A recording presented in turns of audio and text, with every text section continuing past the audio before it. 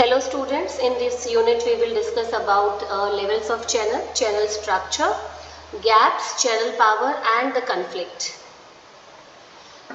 What are different distribution channels? See, we are having different type of distribution channels with us.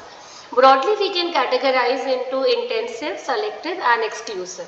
When designing a distribution channel, companies often segment their target market and align different levels of channels to cater to the specific needs and preferences of each segment. This approach ensures that the distribution strategy is tailored to effectively reach and serve different customer groups. So let's explore one by one. Number one, we have intensive distribution. Intensive means to make the product available in as many outlets as possible. Say for example FMCG. All FMCG goods, consumer goods, fast moving consumer goods, Unilever, Procter and Gamble, all FMCG companies, they are using intensive distribution. This approach is very suitable when we are having high demand and low involvement, such as convenience goods. So intensive distribution rely on extensive retail network, supermarket, convenience store, online marketplaces. It focused on widespread availability and accessibility to capture a large market share.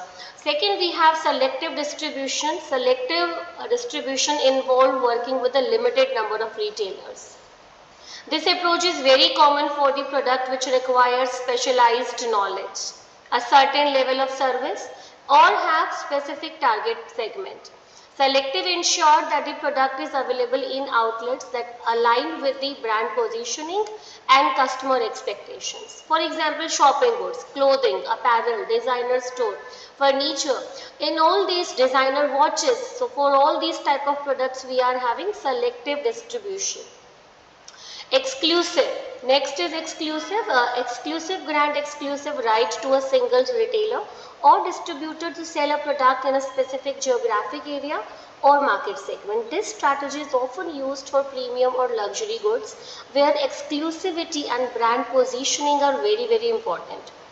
Exclusive allow for personalized service, customized merchandising which always enhances the customer experience.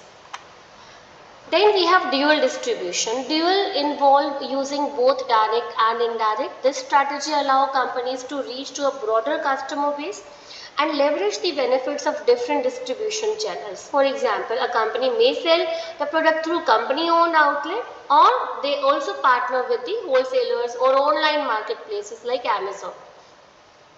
Next we have reverse distribution. Reverse means the movement of goods from the customer back to the producers. This occurs in scenarios such as the return, recycling or the product recalls. Companies need to design efficient reverse distribution channel to handle these processes very effectively.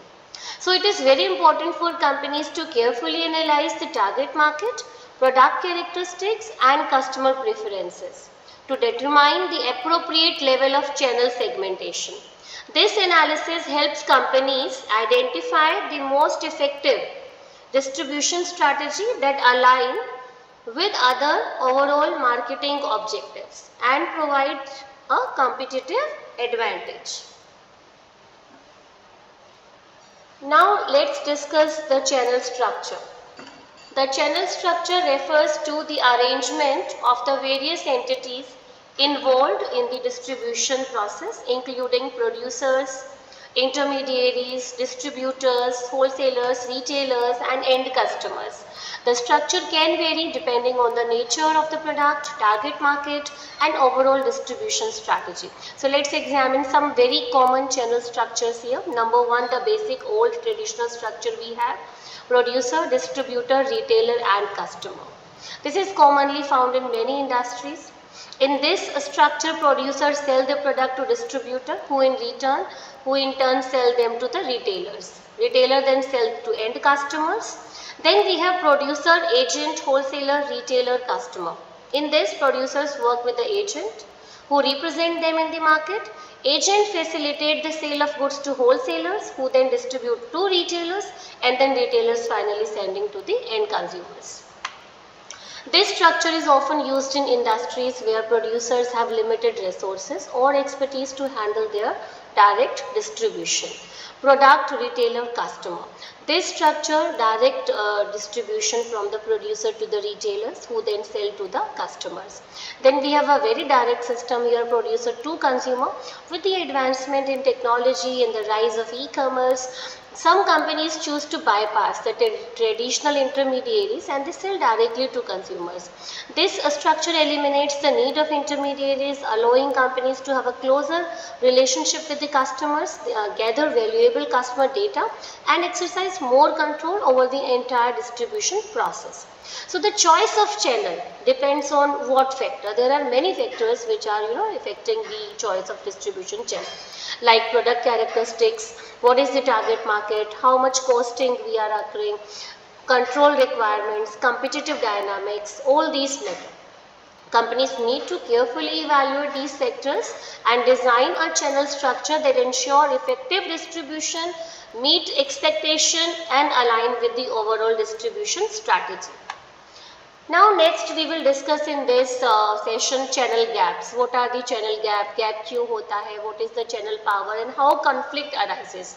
Channel gap refers to the discrepancies or misalignment that can occur between different entities in the distribution channel. These gaps can lead to inefficiencies, communication breakdowns and customer dissatisfaction. Like spatial gap. Spatial occurs when there is a geographical distance or physical separation between the producer, intermediary and end customer.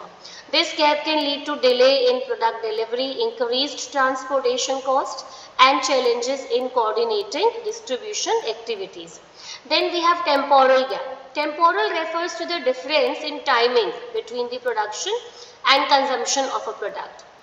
It can occur when there are delays in replenishing stock or when customers have to wait for the availability of a product. Minimizing the temporal gap is very crucial to meet the customer demand and maintain customer satisfaction. Assortment gap. Assortment gap occurs when there is a mismatch between the product offered by the producer and the product demanded by the customer.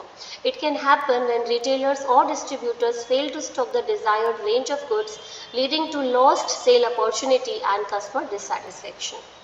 Next is communication gap arises when there is a lack of effective communication and information sharing among channel members. It can result in misunderstanding, misinformation and coordination challenges.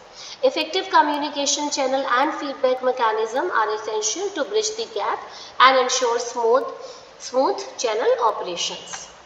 Channel power. Channel power refers to the ability of a channel member to influence and control the behavior of other channel member. Power dynamics can vary within a distribution channel and understanding managing channel power is crucial for maintaining healthy productive channel relationships.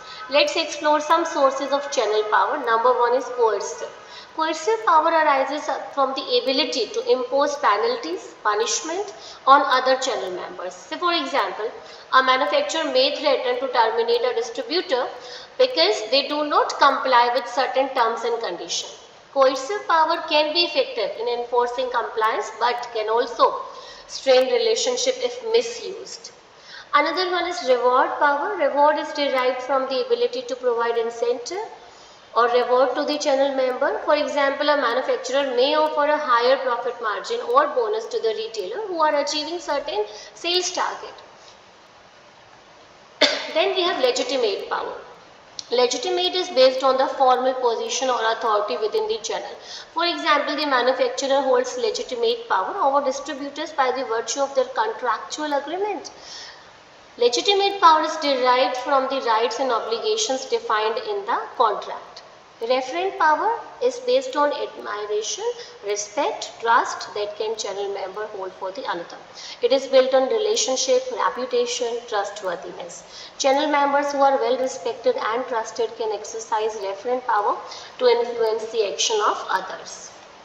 Channel conflict. Conflict refers to the disagreement, dispute or tension that arises among channel members. Conflict can occur due to differences in goals, interest, expectations and power dynamics. While channel conflict can be detrimental to the overall channel performance, it can also be an opportunity for positive change and improvement. Let's explore some common sources of conflict. Number one, goal conflict. Goal conflict occurs when different channel members have divergent objective or priority. Say a manufacturer may focus on maximizing sale and market share, while retailers may prioritize profitability and customer satisfaction. So misalignment of goals can lead to conflict. Role conflict arises when the expectation and responsibilities of different channel members clash. It can occur when there is ambiguity or overlap in the role and functions of the channel participant. Clear delineation of roles and effective communication can help mitigate role conflict. Resource conflict arises when there is a competition or scarcity of resources. This can include dispute over the margin, access to the support or availability of inventory. Fair allocation of resources and transparent processes can help alleviate resource conflict. Then we have perceptual conflict. It occurs when channel members have different perception or interpretations of the market conditions, need, performance metrics. These differences can lead to some misunderstandings or conflict if not addressed through open communication and shared understanding. Power conflict arises when there are imbalances in the channel power or when one channel member misuses their power to exploit others. Power struggle can lead to tension and conflict that hinder effective channel cooperation. Open dialogue and negotiation can help resolve power conflict and establish equitable power dynamics. So to conclude here, we have to focus on the channel management. There should be less gaps, there should be less conflict. So we have to manage channel gaps, power dynamics and conflict, and it all requires effective channel management strategies and open communication among the channel members. Collaborative decision making, conflict resolution mechanism, shared goals and incentive can help foster positive channel relationship and enhance overall channel performance. Thank you very much.